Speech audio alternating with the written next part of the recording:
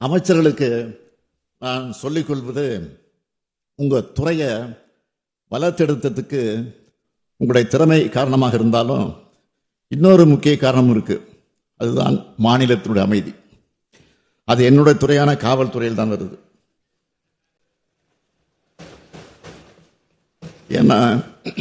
ஏன்னா அமைதியான மாநிலத்தில் தான் தொழில் வளரும், தொழிற்சாலைகள் வரும், கல்வி மேம்பாடும் வரும், பெண்களும் இளைஞர்களும் முன்னேற்றம் காண்பார்கள், விளையாட்டுத்துறை மேம்படும், உற்பத்தியும் ஏற்றுமதியும் அதிகரிக்கும், சுற்றுலா பயணிகள் வருவார்கள், கோயில்கள் தழைக்கும்.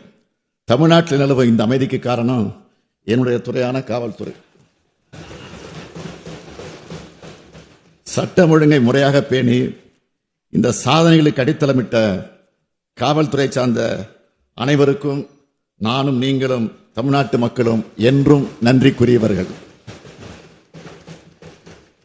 சட்டம் ஒழுங்கு சீராகவும் தமிழ்நாடு அமைதிமிகு மாநிலமாக இருக்கிறதுனால தான் பெரிய அளவிலான சாதி சண்டைகளோ, மத கலவரங்களோ, பெரிய கலவரங்களோ, வன்முறைகளோ இல்லை.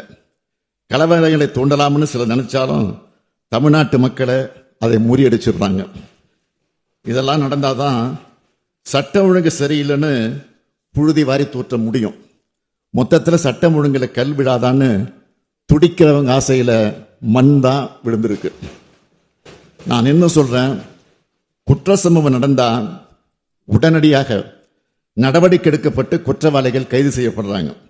ஏதாவது ஒரு சில இடத்துல கவனக்குறைவா சில தவறுகள் நடந்ததாக கூட அதை சுட்டி காட்டப்பட்டா உடனடியாக அதை திருத்திக்க நாங்கள் தயாராக இருக்கிறோம்.